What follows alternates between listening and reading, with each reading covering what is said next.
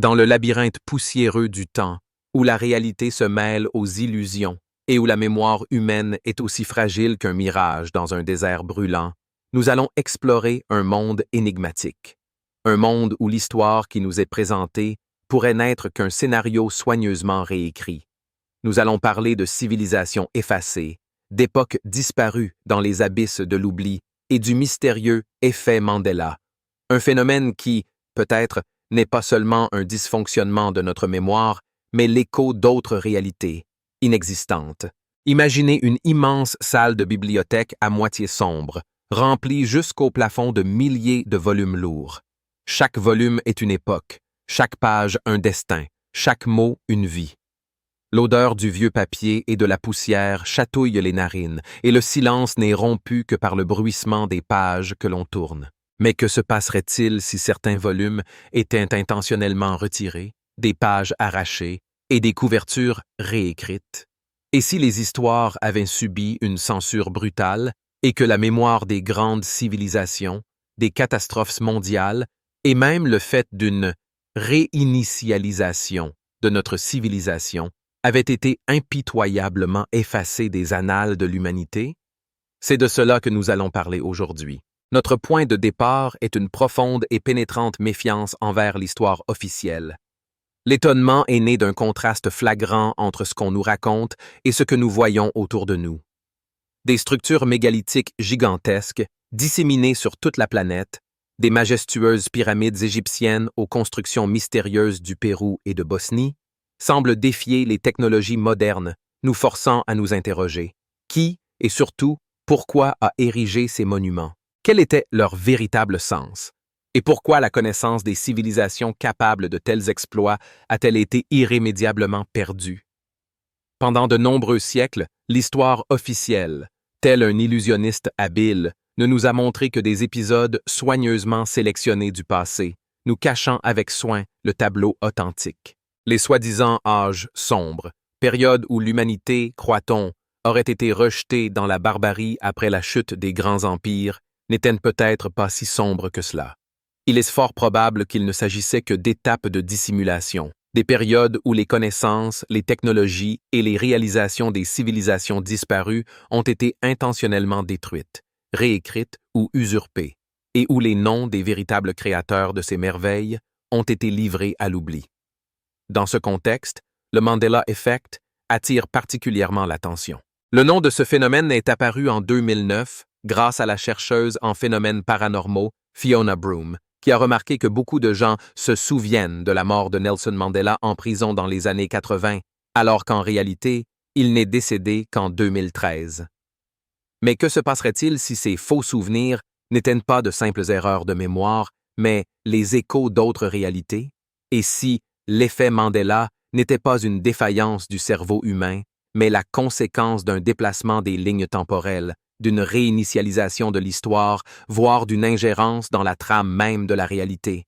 Imaginez que notre réalité soit un gigantesque fichier informatique, constamment mis à jour.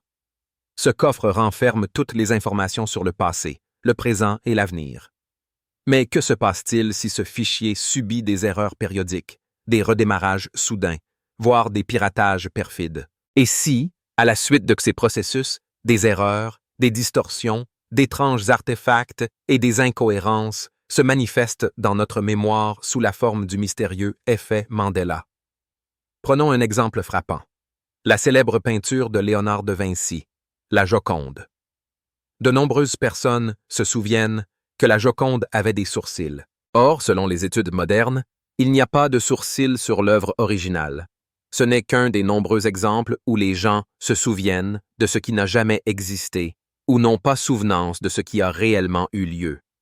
Certains chercheurs, comme le physicien français Serge Castellet, ont émis l'hypothèse que l'effet Mandela pourrait être lié à la physique quantique et au monde multidimensionnel. Selon cette théorie fascinante, notre réalité n'est qu'une parmi un nombre infini de réalités possibles.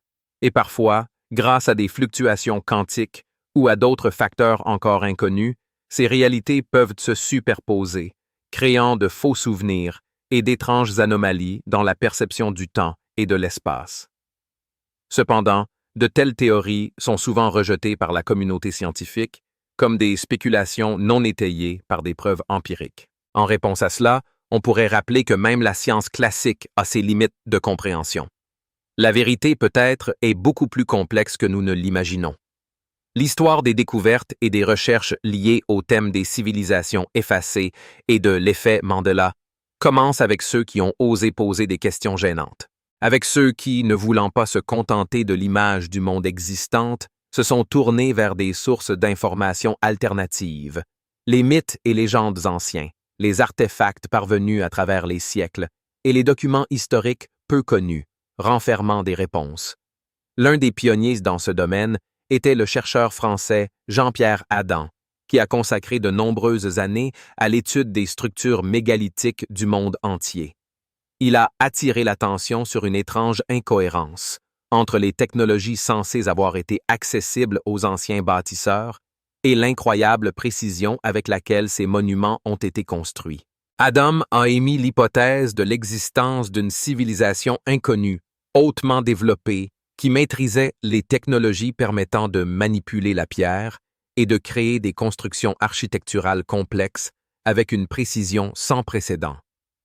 En Russie, au début du XXe siècle, un éminent scientifique, astronome, mathématicien et historien, du nom de Nikolai Morozov, mena une recherche fondamentale, s'appuyant sur des calculs astronomiques et une analyse comparative de textes historiques. Ses travaux, à l'instar de ceux de Jean-Pierre Adam, remettaient en question la chronologie communément admise, affirmant que de nombreux événements historiques avaient été délibérément décalés dans le temps et que certaines époques étaient falsifiées. Morozov émit l'hypothèse de l'existence d'une force puissante, cherchant à dissimuler la vérité sur le passé. De nos jours, alors que l'accès à l'information est devenu quasiment illimité, l'intérêt pour l'histoire alternative et le soi-disant effet Mandela a atteint des sommets sans précédent. Sur le web, les recherches se multiplient, basées sur une analyse minutieuse de photographies historiques, d'enregistrements vidéo, de témoignages oculaires et d'artefacts énigmatiques. Bien sûr, bon nombre de ces études ont un caractère spéculatif, mais elles soulèvent néanmoins de nouvelles questions et nous incitent à nous interroger sur le fait que notre connaissance du passé pourrait être loin d'être complète. Il convient de noter que dans les cercles universitaires, de telles théories suscitent souvent une méfiance et sont soumises à une critique sévère. Cependant, cela ne signifie en aucun cas qu'elles n'ont pas le droit d'exister. Au contraire, c'est précisément le regard critique et la volonté de rechercher de nouvelles données, étayées par des faits, qui permettent d'avancer dans la compréhension de la complexité de l'histoire. L'analyse des faits et des théories liées au thème des civilisations effacées et de l'effet Mandela révèle que bon nombre d'entre elles reposent sur les arguments suivants. Premièrement, l'inadéquation entre les technologies et les données historiques. De nombreuses constructions antiques, comme les pyramides, Stonehenge, les temples du Machu Picchu, semblent d'une perfection telle que les scientifiques modernes peinent encore à expliquer leur édification avec des outils primitifs. Cela suggère l'existence de technologies plus avancées, totalement inconnues de nous. 2. Mythes et légendes. Presque toutes les cultures du monde regorgent de récits sur de grandes civilisations, dotées de connaissances et de technologies incroyables, qui ont sombré dans l'oubli ou disparu mystérieusement pour une raison ou une autre. Ces légendes, transmises de génération en génération, telles des murmures de l'histoire, pourraient bien renfermer les échos d'événements réels du passé. 3. L'effet Mandela et les faux souvenirs. Comme mentionné précédemment, l'effet Mandela pourrait bien être une allusion à l'existence de mondes parallèles ou pointer vers une altération délibérée de la mémoire historique. C'est comme une fissure dans le miroir de la réalité qui lève le voile sur le passé. 4. Censure et falsification des données historiques. Malheureusement, de nombreux cas de manipulation ou de destruction intentionnelle de données historiques sont avérés, dans le but de dissimuler des faits gênants ou de renforcer des positions idéologiques spécifiques. Parmi les chercheurs dévoués à l'étude de ces questions, se distinguent des personnalités telles que Graham Hancock, auteur de nombreux livres plongeant dans les mystères des civilisations antiques, et Robert Bauval, qui a mené une analyse détaillée de l'architecture des pyramides de Gizeh, avançant une hypothèse sur leur lien avec la constellation d'Orion. Les principales théories scientifiques expliquant le phénomène de l'effet Mandela se résument au point suivant. Facteurs psychologiques. Les erreurs de mémoire découlant des émotions, des suggestions, des biais cognitifs et d'autres facteurs psychologiques, tels un labyrinthe complexe de l'esprit humain. Influence sociale. La propagation de faux souvenirs, résultant de discussions collectives, de l'imitation et de l'influence réciproque entre les individus, comme l'écho répétant les mots prononcés, les déformant avec le temps. La physique quantique et les mondes multidimensionnels fascinent par leur mystère, engendrant des théories selon lesquelles le fameux effet Mandela pourrait être le résultat d'une interaction subtile entre d'innombrables réalités. Les questions sans réponse et les débats enflammés liés à l'énigme des civilisations effacées et à l'énigmatique effet Mandela se multiplient, comme le sable dans le désert. Voici quelques-unes de celles qui tourmentent les esprits des chercheurs et des simples curieux. L'existence de civilisations hautement développées dans un passé lointain. Si l'on accepte la supposition audacieuse de leur existence, ou, en fin de compte, chercher leurs traces. Où sont passés les restes de leurs incroyables technologies? Pourquoi ont-elles disparu de l'histoire, tel un mirage? La nature de l'effet Mandela.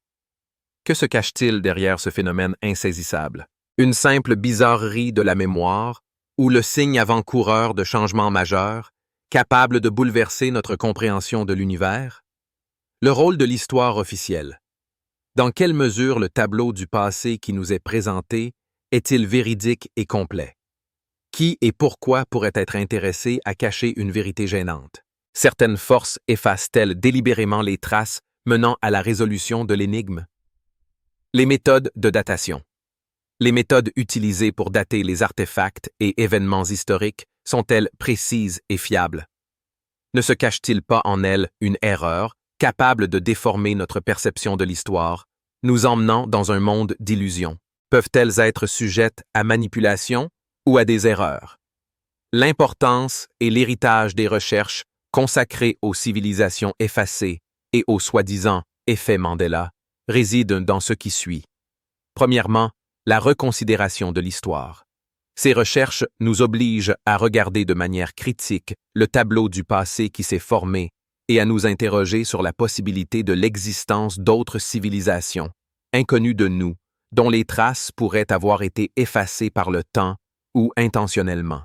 Deuxièmement, l'élargissement de la vision scientifique du monde.